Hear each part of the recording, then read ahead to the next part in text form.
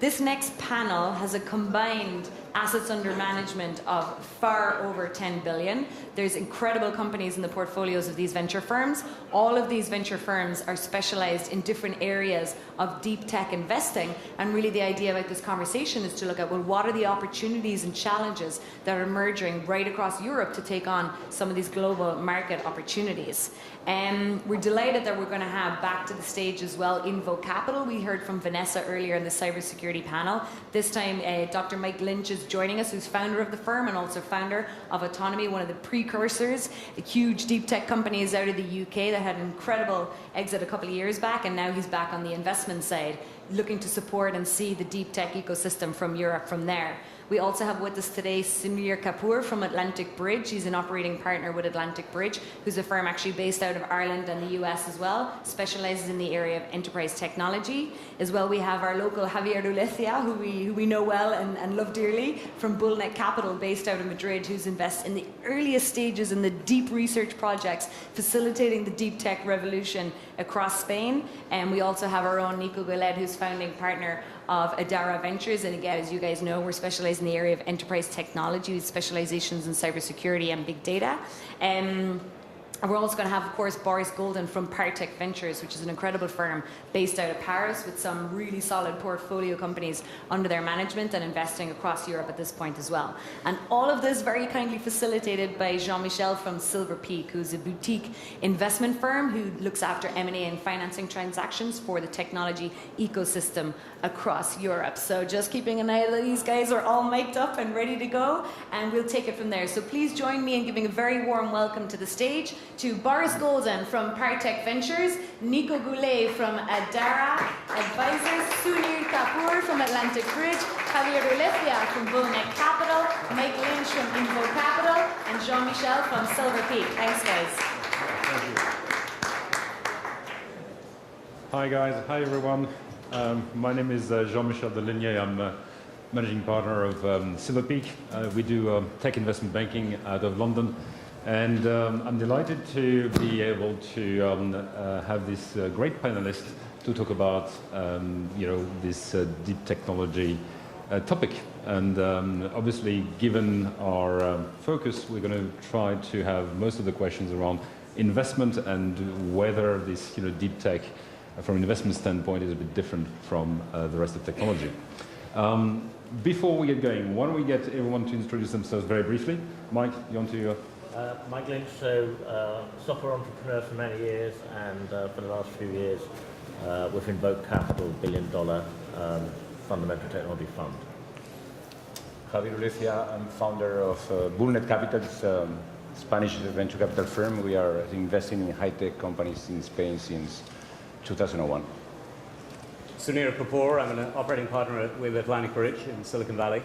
Also started 3 companies in the Valley. We've had exits through Atlantic Bridge to Apple, Intel, EMC. And I'm on the board of BBVA locally here in Spain. So Nico Goulet, I'm managing partner at Adara. I believe Adara has been introduced a few times, so I'll pass on to Boris. Hi, my name is Boris Golden. I'm working for a VC firm called Partech Ventures. I'm based in Paris and focusing on seed investment, but as a VC firm, we go from seed to growth across Europe and the US. Thank you all. So the name of the game is I'm going to ask a few questions. Obviously, what I would love to is hands raising in the audience and questions from the audience.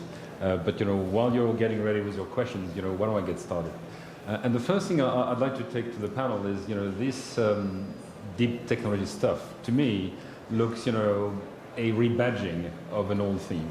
So could you guys comment on why you think, if you think, this is actually a bit different this time from an investment standpoint? Who wants to have a first crack at that? Well, I'm not sure it's necessarily different. If you look at artificial intelligence, for example, I mean, back when I started my career, one of the first jobs I had was with the European Space Agency. And at that time, we were evaluating expert systems. Now, you could argue AI today encompasses some aspects of use of expert systems, so human augmentation, human replacement, even in certain activities. But I think, at least in Silicon Valley, you get tainted. There's no such thing as really new ideas. They just reinvent themselves when the market's ready. Quantum computing, there are some new ideas, and the time is ready when the compute power and other trends enable it to bloom. So your view is, there's a bit of fashion element to it, absolutely, with a few segments where we can find a distinct new innovation like quantum computing. I'll give you an example. We invested 10 years ago on a Portuguese fiber laser company that went bust, and we are investing right now, 10 years after, on the same technology. And the market is ready. So, depends on how the market is behaving. Okay. I think it's pretty semantic. There's always been deep tech. There's always fundamental technology. What we tend to do is go through cycles. So there are some periods where you're in the valley and people will literally say to you, technology is not the issue. And they look at business models, and then you get a lot of investments there. It's very successful. That runs out of steam in terms of investments, and then you may well flip back to more fundamental technologies. And some of it's driven by the technologies. Obviously, every so often you do see technologies that come along and they enable a whole new set of businesses that weren't possible before. And then that tends to be a great time. And then you have very incremental periods in technology where actually the technology isn't really the differentiator. So I'd say it's always been there. I think probably people are getting a little bit more excited because some of the, for example, big social media things have run their course, and that kind of very rapid growth investment you could do there when you got it right. We're not quite in that phase anymore, and we're starting to see some really big enabling technologies. I think a lot of it comes down to the thing that the word technology years ago used to mean technology. What it actually means for a lot of investments now is technology-enabled investments. So e-commerce is really retail using technology, but many people refer to that to technology. So that's why we now have to talk about technology as being fundamental or deep to differentiate it. So you're saying, some of the e-commerce social plays, the ebb of innovation, is coming to an end, and what we have instead is, replacement, new themes of. Well, we see cycles, and investors get very excited about certain things. They invest, some of those make it. Then there's a whole load of Me Too's, they fail, and we go around a cycle. So I'm sure there'll be more innovation in these areas as well. We see also a lot of plays which are to do with essentially, upgrading, replacing the internet infrastructure. Just the sheer volume of data that you have, or you can have these days, are creating, demands on infrastructure which create a new generation of startup trying to fill those needs. Is that what you're seeing, Nico? Yeah, I think you're seeing a lot of that happening, which is the optimization, but it's also true that there's a whole wave of new differential technologies that are coming to play. And I think from an investment standpoint, at the end for us, the question is really how the money is deployed. And in the previous phase maybe of e-commerce, you were talking about money that was deployed in capturing users, and now you're talking about money that's deployed on engineers. So I think the world today is an engineer's world, with which you need to create companies that then can sell. And I think, Mike, you were mentioning this before, but I think today that the world belongs to the engineers and not to the marketers, and in the future that may rebalance.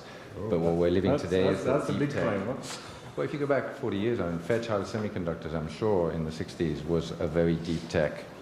Was a very deep tech company. It was one of the first real venture endeavors, right? And it's just kind of going back to that, and then we'd swing back the other way.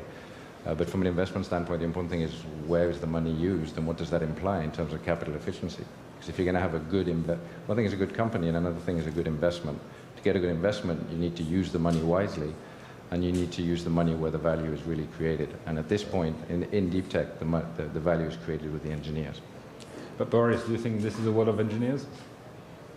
And I think the fact of being the world of engineers doesn't mean that it's about deep tech companies, right? Airbnb, Uber, if you remove the self-driving part of Uber, are not probably what we can call deep tech company. There has been this wave of startups that are tech-enabled, and still those startups, I think they are very much engineering company, right? So I think that being engineering company, engineering world is not just to be linked with deep tech. Those technology-enabled companies, I'm sure that maybe half of the staff is still even at Airbnb engineers. And that's amazing when you think about it, or even Uber, because Uber is still not able to tell me how many minutes my car will make just to make from my house just to go round because you know that there is only one direction road. You can do that in 1,000 engineers. So I think that deep tech is something different. Is that it's not a technology-enabled business. It's the technology itself that you invest in. And I'm not experienced enough as an investor to have seen cycles and waves, but I'm pretty sure that we've seen a wave of disruption coming from product and value proposition more from technology. And I'm pretty sure now with blockchain and all those stuff, you will see a new wave of technology company that will build the building block for the next generation of technology-enabled companies. So I'm pretty sure it's cyclic. I mean, when we look at some of the companies that we work with, what is interesting when you talk about deep tech is indeed they're worrying on technologies, which are for the long term. The question you always have is, how quickly the markets that they're addressing are going to develop. For instance, one of the companies we're working with is in industrial cybersecurity, right? So cybersecurity applied to factories, which is a world of its own. And fantastic technology, there is obviously a lot of demand, but the question is, how quickly this market will actually, develop.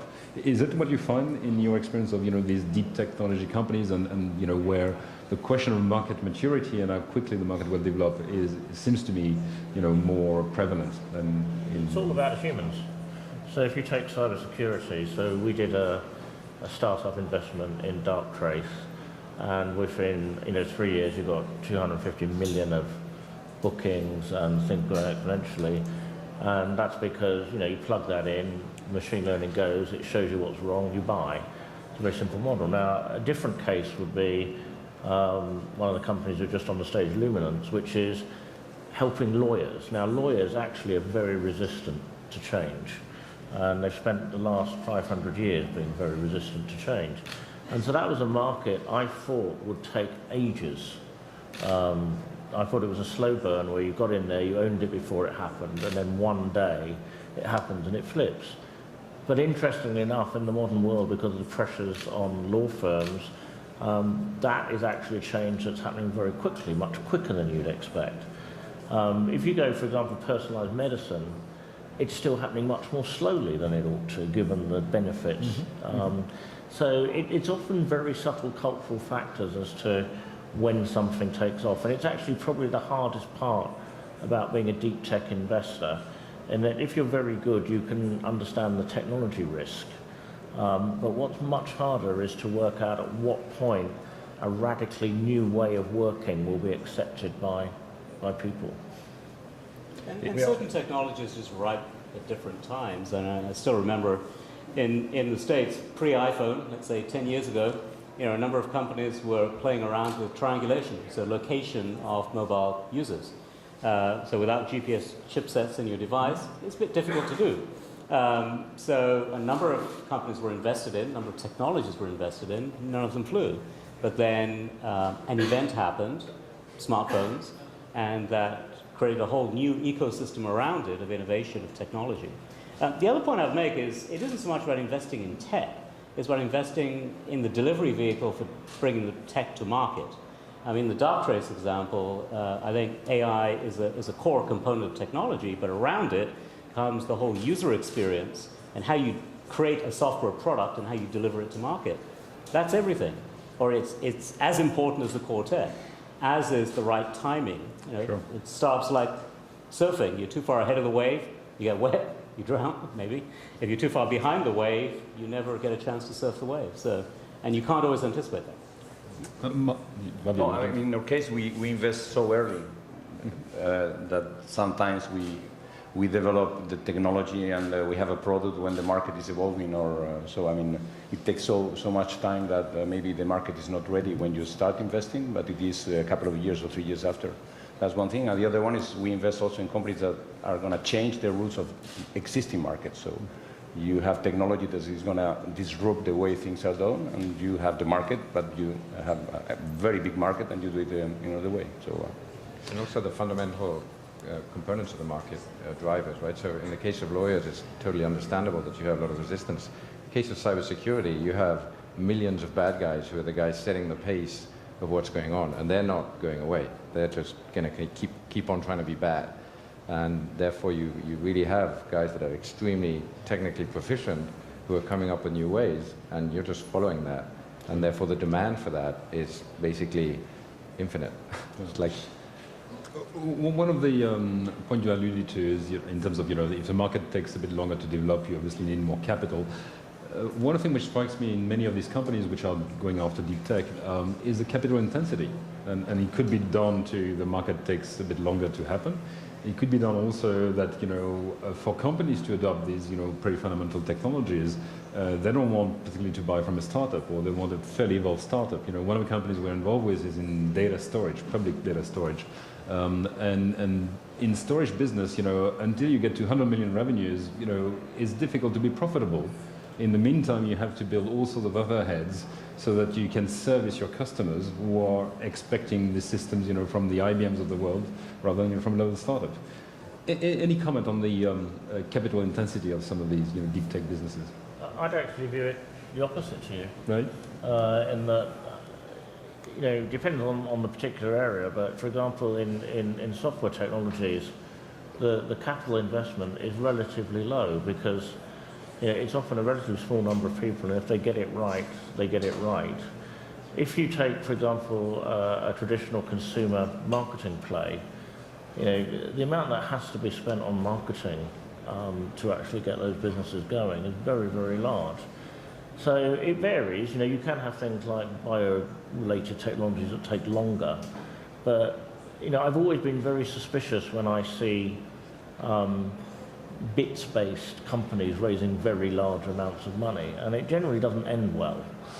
You can pretty much, say that past a certain amount of money raised, you can write them off. And I think the reason to do with that is focus. But unless you're building infrastructure, then by comparison with designing airliners or indeed mass consumer marketing, it shouldn't be a particularly capital-intensive structure. And I would argue if you're building infrastructure, that's not really deep tech anyway. Ooh, that's a big argument, because I think one of this trend of deep tech is renewing this infrastructure. Mm-hmm. One example is MongoDB, which has just filed for an IPO, which is I think half year metrics are about 60 million revenues, just as much in losses, right? So that would be a counter argument to Well, I'd be very suspicious about buying an IPO of a business that hadn't shown operating leverage. We've seen this time and time again where private businesses that don't show operating leverage IPO and then continue to not show operating leverage. If you look at FireEye in cybersecurity, it's a gift of a market, and that was very, very hot as a private company, came out with a very hot IPO, and then what everyone always thinks is going to happen is that operating leverage is going to come. And the problem is if you're buying that revenue, whether that be through marketing or other means, and you can't get operating leverage, then those are very questionable businesses. And I think coming back to cycles, I think the public market investors have been burnt enough times recently on this inability to get operating leverage that I think private companies that want to IPO really do have to show operating leverage now. The thing to remember is an IPO isn't a coming of age. It's just a way to get capital from, in generally, less smarter investors because they don't have access to all the information that typically a venture investor would have. So it's not a coming of age at all. If you look at Cloudera, Hortonworks, there's a whole litany of companies that have proven that they're not sustainable businesses and probably should never have gone public. But the other point about capital is if you look at the percentage of capital actually invested in technology in majority of companies, certainly in consumer, I've done one, and certainly in B2B and infrastructure is invariably in the go-to-market and sales and marketing. Even if they do everything right? No pivots, no changes of management, nothing substantial. It's not usually the actual development of technology itself. Now, if I may just click on that a little bit. If you think of, for an investor who's an early stage investor, the important thing is how far do your dollars go? Mm-hmm. And there, the capital efficiency in that initial stage, even if it's a small amount in the broader sense of things, is really important. So if you can build a neural network for 2.5 million, as the gentleman before indicated, if you can do that in Spain, where it'll be not 2.5, it'll be 0.5, then your investment is simply going to go further. And as from an investment standpoint, as a VC, you need to look for those sources of capital efficiency, and you need to scrape more and more because you get simply better returns. And at the end of the day, you need to look for those. And they can come not only because you have smarter people doing things in a smarter way, but you can simply have people and engineers that may be more cost effective with the same level of competence. So I would agree. from our perspective, we're big believers in Spain, obviously, but Spain has that characteristic, right? Excellent engineers, and they are simply 1/5 of the cost of Silicon Valley. So you can go and build 5 neural networks for the cost of 1 in the Valley. But different businesses have different capitalization requirements, and deciding to invest in a technology, a management team, a go-to-market, and the customer base you're going to sell into. If you're investing in semiconductors, so Atlantic Bridge does semiconductor investments all the way up to full stack, and semis have a very clear formula. There's certain capital input, there's a typical certain return for that type of investment, and there's a certain period it takes. It's that simple, and it's limited. There's a certain number of buyers. Software is very different depending on the verticals and where you are in the stack as well. Well, if you talk about semis, that's one example, obviously, of deep technology, which fell completely out of flavor with investors. And I think you guys are one of the last remaining investors in but that is the semiconductors. case. We are. The entry ticket is just huge. When you go to sub 10 nanometer mask sizes, you're talking dozens of millions of dollars just to do the first mask. So that just puts it in a category which is you need to the starting point is already a huge ticket. So you don't have that sort of incremental view on it, which was possible when you were talking about 90 nanometers, or in the old world you could do that. You could have a team with 2 million go out, build a first prototype, get a mask, go out and do it. You just can't do that now if you want to be competitive on the actual product, on the technology itself. We have two counter examples of that in Spain. One company that we sold to E2V, and as a semiconductor company, we invested a total of 3 million in capital, and the company was doing millions in revenue. So you can do it with the right people and doing the things the first time, and not having a lot of mistakes during the process of design. So. And the other one, KDPF, we have invested no more than 7 million euros, and it's a company that is doing things for the automotive market, so semiconductor again. Now, one of the topics, apart from capital efficiency, is Europe better suited, or is this deep technology, theme better suited for European, skill set and ecosystem? We always, comment that we have wonderful universities, wonderful engineers, fairly low cost base. Does that make Europe a better place to do deep technology? Any comment, or any examples? Do you have views? Partech, obviously, you guys, invest, all across the world. So originally, Partech has been pretty active in low-level infrastructure and stuff like this. Right now, I must say that we've been much more focused on all the SaaS stuff, and less deep tech technologies and technology-enabled companies. I'm not sure about one thing is funding. To be honest, I think at least in France and probably in Europe, we're not so good at pouring a lot of money at the very beginning of a company. A 20 million seed round is pretty hard to do in my experience in France, and so. Even if I don't agree really that deep tech is more capital intensive, and deep in SpaceX is very capital intensive, but look at the long grab of B2C brand like Uber or Deliveroo, where you have maturing unit economics that make you lose a lot of money at the beginning until you have mature in the market, and you have the long grab aspect, so it's extremely capital intensive. The problem with deep tech is when you have just those 20 or 30 million just to get a product on the market, which is the case of some of the companies. In France, who's ready to do that? We're not. Our seed fund is 100 million, so there is no way we'll participate in a round of 30 million with this fund. So I'm not sure really who is able today to take those kind of risks with the valuation attached to it. And I feel like I have much less experience than those gentlemen, but I feel like US and maybe UK to some extent is much more bullish in companies saying, we know there will be unicorns, not so many unicorns in Europe, so putting 30 million on the table just to see a technology emerge is something that is culturally more easy, I think. I don't know why you guys have more background, but... So your argument is, US is still the place? I feel like it. From a newbie perspective. To do the engineering in Europe. Okay, the skill set here, the science base, the universities are phenomenal, and the European universities just as good as Stanford or MIT, and in some of the key fields. Now, what's happened is that Europe is different what happens next in terms of funding. So, if you look at somewhere like the UK, seed is well funded now, you have a lot of scale-ups, but the failure mode is that the businesses are getting to about 100 million valuation, and they're nearly always being sold in a trade sale. And so what you're not getting is those businesses becoming $10 billion businesses. There are some exceptions like the arms and autonomies, etc. But now the reason they're sold is a capital structure failing. In for example, the London market doesn't really work for tech businesses. So you're an investor, you get to 100 million in a European tech, you get a good offer from a US acquirer. You've either got to knuckle down and get that to being an $800, $900 million business so that you could take it to NASDAQ if you wanted to, or you say, well, I'll take the 100, I've got a relatively short investment period, my figures look great, and you sell the business out. So the biggest issue, I think, in Europe now is to make sure that our hits that are coming through, that are getting to that 100, 150 million valuation, are continuing so that they get to being the $5, $10 billion valuation, and then the effect that has on the ecosystem all the way down the investment ladder in terms of training people, that will allow us to exploit the technology better. But if you want to do engineering, if you want your product designed, Europe is a great advantage, and it's one that I've used in almost all the companies I've been involved with. I think. Sorry, go ahead. The third option can be to redomesticate.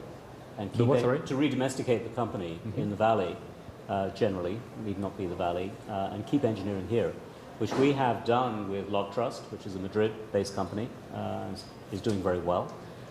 They go up against Splunk, but SaaS Splunk hosted. So that is the third option, and Advantage looks for companies that we can help redomesticate, but taking advantage of the labor arbitrage, I suppose, and the cost and the quality of engineering you can get here, specifically in Spain, but also the lower attrition. I mean, the challenge in the Valley isn't just attracting people and paying them, Keeping them. but keeping them, and that's a huge, huge cost. But by the way, what you're describing is a well-trodden path. It's called the Israeli model, right? You keep the engineering locally, but the management Sure. and sales marketing is in the Valley. Yeah, I mean, it was the team, technological team in Europe, in Spain, of course. I mean, cost efficiency. The market, where is the market? So, I mean, the US is a huge market in the world. You have to have people there. And where are the buyers of the companies? Most of them they are in the US. So you have to sooner or later do the remotification. Yeah, the exit opportunity is there. The Is market's there. free. So what I'm hearing is, engineering right from a deep tech standpoint, from a capital market standpoint, and probably management skill and ecosystem, probably the US is great. We have a few minutes left. I'd love to take in one or two questions, from the audience. Any taker?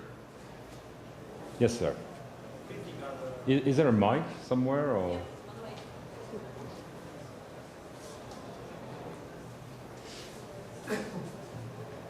What do you think are the key skill sets to invest in deep tech?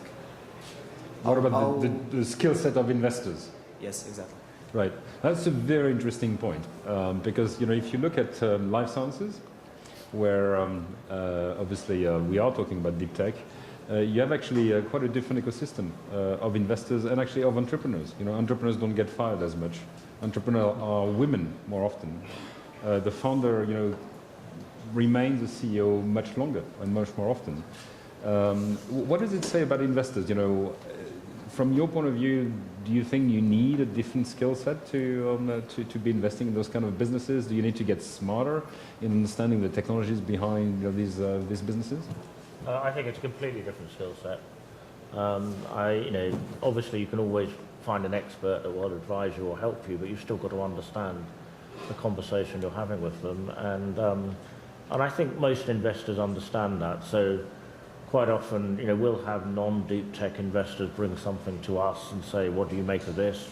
And if there's an element to one of our deep tech investments that's got something like consumer marketing involved, we would realize that we don't know anything about that and that we would be working with one of those. So, one of the saddest things you see is where investors that really don't have that skill set do an investment in deep tech, and you'll see them being wowed by a demo and not understanding why that demo won't work in the real world, or not understanding the amount of manual work that's going into that result, which therefore means it won't scale and get operating leverage.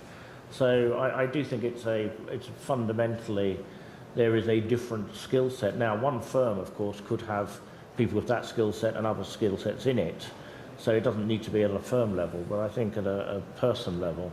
And also risk, you know, a deep tech investment, you're not sitting there looking at sales figures. Sometimes you're looking there at whether the engineering looks like it's going the right way. And that's very, very hard to assess unless you have some understanding of what it takes to get a technology product to market. So you're arguing you need to understand the technology much deeper. You need to be able to have that language. There may be an expert you can pull in, but if you can't understand what the expert's telling you, and if you haven't seen these things before...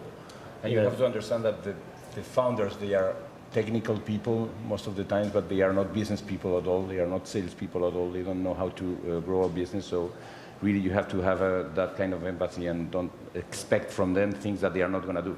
And they're not always, and again, it comes down to not just deep tech, but the product, right? How do you deliver it to market? That's as important. And so you have an instinct, a priori, before the investment comes to you. You've decided to focus on this area, and you will, you know, if you get something in an area you don't know, you say, that's just not something we're going to entertain. So assembling teams is a much more important It's skill. everything. It really is everything. Great tech on its own. You know, great ideas come and go. So you're saying, you know, in this sort of normal tech investment world, you know, you have much more ready-made companies. In the deep technologies, typically you will have to do quite a bit of work to make it a real company. Well, one other comment I would make is we talk about deep tech as being binary. You make the invest, you don't make the invest. The reality is it's a journey, and you can join that journey at different points. A latter stage investment, if you're doing a mezzanine round prior to an IPO, they may well be investing in a business that is rooted in deep tech, but they're investing in something that's proven and capital efficiency, the scale model is proven, versus when you're doing the first investment, second or third investment. At the end, It's still investing. to Europe. Our friend Nico wanted to go ahead. No, it's still investing in people. And to be able to invest in people with the technology they bring, you have to be able to communicate with them, you have to be able to understand, as Mike was saying, and that understanding comes out of some form of knowledge about the industry and about the technologies. We would never assume that we know more than the founder, because that's impossible, because otherwise, you know, we wouldn't make the investment. But we have to be able to talk to them and interact with them and understand what their issues are going to be as the company grows through the journey that Sunil was talking about. And what are the uncertainties that they're going to face? How are they going to react when they need to bring in people that are more marketing-based or sales-based, which is usually a moment of truth for deep tech engineers. Oh, we need to sell this thing now. We need to market it. How are we going to do that? How are we going to accompany them in that journey? And to do that, we need some affinity. And the reality is that engineers tend to get on well with engineers. It's not, a lot of people can get on well, but engineers are kind of geeky. One last question from the audience, because time is running short. Yes, sir. You have been speaking about like deep technology. I want to know your opinion about what's more important, like a disruptive model that maybe is not backed from like deep technology. One example could be, for example, Airbnb is not rocket science, like the technology they are using, or the deep technology as itself. What's more important for you? So disruptive business models versus disruptive technology. I think that boils down to our business is making money for our investors. And we try to make money for our investors in things that we understand. And we think, after 15 years of doing this, that we kind of understand deep tech. We don't know anything about the Airbnbs of the world. And therefore, it would not make sense for us to try to make money for our investors investing in Airbnb. That doesn't mean that Airbnb is a bad investment by any, you know, there are people that can do that, should do that, and that's probably a great investment thesis out there for that. But it depends on what you should really do what you know about. And at the end of the day, most funds investing in deep tech have some historical reason to understand it to a certain extent. But for example, not considering like venture capital funds that are focusing on deep technology, and maybe funds that are like really market agnostic, or they don't have like any kind of focus.